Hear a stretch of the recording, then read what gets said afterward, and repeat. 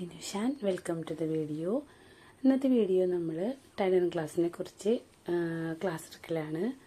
അപ്പോൾ അതിനു മുന്നേ നമുക്ക് ക്ലോത്തിനെ കുറിച്ചും മെഷീനെ കുറിച്ചും കുറച്ച് കാര്യങ്ങൾ അറിഞ്ഞിരിക്കണം കേട്ടോ. മെഷീൻ എങ്ങനെ യൂസ് ചെയ്യാം, power machine, lock machine, double machine, അതൊക്കെ എങ്ങനെ യൂസ് ചെയ്യുന്നതിനെ കുറിച്ചും, പിന്നെ ഓരോ ക്ലോത്തിനും ഉള്ള വ്യത്യാസങ്ങൾ, സ്റ്റിച്ച് ചെയ്യുമ്പോൾ ശ്രദ്ധിക്കേണ്ട കാര്യങ്ങൾ, അതൊക്കെ നമുക്ക് ഒരുപാട് പഠിക്കാനുണ്ട്. അപ്പോൾ വീഡിയോ ഇഷ്ടപ്പെട്ടാൽ ലൈക്ക് ചെയ്യുക, സബ്സ്ക്രൈബ് ചെയ്യുക, കമൻറ്റ് ചെയ്യുക. അപ്പോൾ നമുക്ക് വീഡിയോ ഒന്ന് കണ്ടുവെക്കാം. ഓക്കെ. അപ്പോൾ ആദ്യത്തെ വീഡിയോ നമ്മൾ ക്ലാസ് സ്റ്റാർട്ട് ചെയ്യാണ്. അപ്പോൾ അതിന് മുന്നേ ആദ്യമായിട്ട് സ്റ്റിച്ച് ചെയ്യണമെങ്കിൽ ചെറിയൊരു സിമ്പിളായിട്ടുള്ളൊരു കാര്യം ഞാൻ പറഞ്ഞുതരാം. അതായത് മെഷീനായിട്ടൊരു ടച്ച് വരണം നമ്മൾ ആദ്യം. ഓക്കെ. അപ്പോൾ തീരെ യൂസ് ചെയ്യാത്തവരാണെങ്കിൽ ആദ്യം തന്നെ ക്ലോത്തിലൊന്ന് സ്റ്റിച്ച് ചെയ്ത് കഴിഞ്ഞ് നമുക്ക് പറ്റില്ല. അപ്പോൾ ആദ്യം ഒരു പേപ്പർ എടുക്കുക, പ്ലെയിൻ പേപ്പർ, വരയില്ലാത്ത പേപ്പർ എടുത്തതിന് ശേഷം നമ്മൾ അതിൽ ലൈൻ വരച്ച് കൊടുക്കാം കേട്ടോ. ലെങ്ത്തിലോട്ടും വിഡ്ത്തിലോട്ടും നിങ്ങൾക്ക് ഇഷ്ടമുള്ള രീതിയിൽ ലൈൻ വരച്ച് കൊടുക്കാം. A4 ഷീറ്റ് അതിന് കുറച്ച് കട്ടിയുള്ള പേപ്പറായാൽ നന്നായിരിക്കും കേട്ടോ. ഓക്കെ. അപ്പോൾ അതിൽ ഇങ്ങനെ ലൈൻ ഇട്ട് കൊടുത്തതിന് ശേഷം നമ്മളതൊന്ന് സ്റ്റിച്ച് ചെയ്ത് കൊടുക്കുകയാണ്. മെഷീനായിട്ടൊന്ന് ടച്ച് വരാൻ വേണ്ടിയിട്ടാണ് കേട്ടോ. അതുപോലെ തന്നെ ആദ്യമായിട്ടാണ് നമ്മൾ സ്റ്റിച്ച് ചെയ്യണമെങ്കിൽ പുതിയ മെഷീനൊന്നും യൂസ് ചെയ്യാൻ പാടില്ല. അത് നമുക്ക് വേണ്ടത് സാധാ സിംഗിൾ മെഷീൻ ഉണ്ട്. പഴയ മെഷീൻ മതി. സിംഗിൾ മെഷീൻ നമ്മൾ പ്രാക്ടീസ് ചെയ്തതിന് ശേഷം മാത്രമേ നല്ല മെഷീനുമേ യൂസ് ആക്കാൻ പാടുള്ളൂ കേട്ടോ.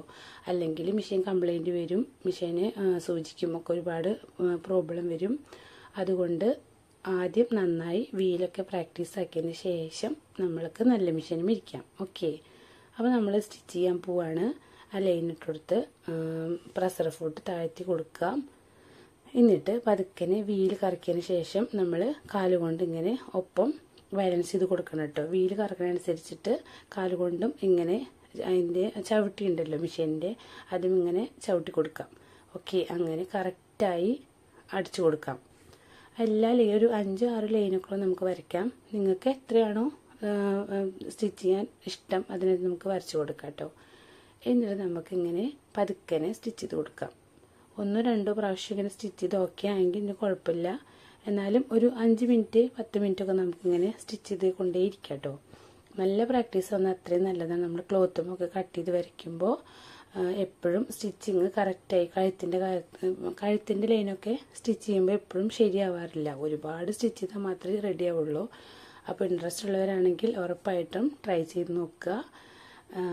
അതുപോലെ തന്നെ ക്ലോത്തിൽ വരച്ചിട്ട് നമുക്ക് ഇതുപോലെ ചെയ്യാം. ഓക്കെ. അതുപോലെ തന്നെ നമുക്ക് ഇനി അടുത്ത ക്ലാസ്സിൽ കട്ട് ചെയ്തിട്ട് എങ്ങനെയാണ് സ്റ്റിച്ച് ചെയ്യുന്ന ക്ലാസ് നമുക്ക് സ്റ്റാർട്ട് ചെയ്യാം കേട്ടോ. അപ്പോൾ അടുത്തൊരു വീഡിയോ കാണുന്നതായിരിക്കും. ഓക്കെ. ബൈ.